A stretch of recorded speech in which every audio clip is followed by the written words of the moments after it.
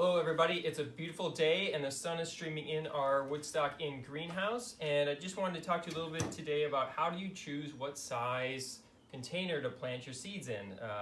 It's getting close to planting season outside, but there's still time left to plant many different flowers and vegetables inside the greenhouse. And so here in our greenhouse we use a couple different methods.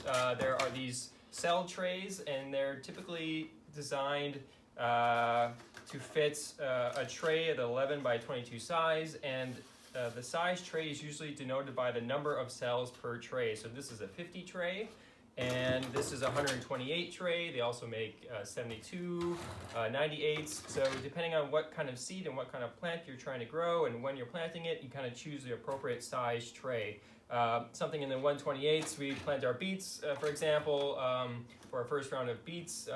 After another week or two, we'll start planting beets directly outside. And our peppers, we start in bigger containers. You just need a lot more room to grow. You also can find these packs, which are really easy to find at garden centers. 6 packs. They come in 9s, they come in 4s, all different sizes.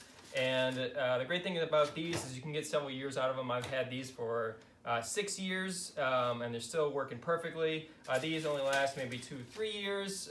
You definitely can reuse ones that you get at the garden center. One little trick, I definitely have ones that are kind of a little worse for wear, but if I find multiple ones, I'll just put them together in ways that they kind of interlock. That way I can get another year out of them.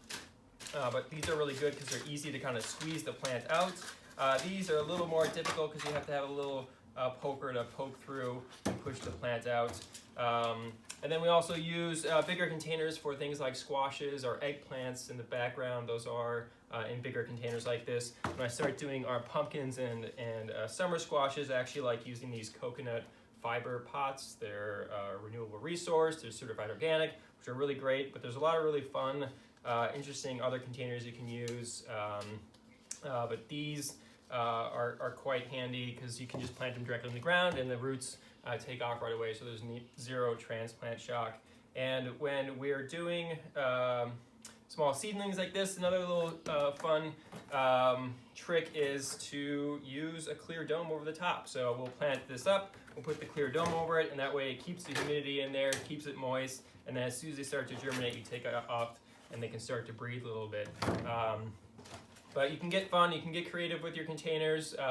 Growing up, my mom had a paper pot little press. It was just basically a round wooden piece, and it kind of pressed in and formed the bottom to reuse those. I know people who use eggshells.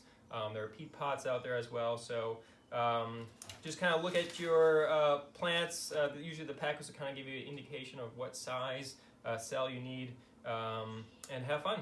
Thanks.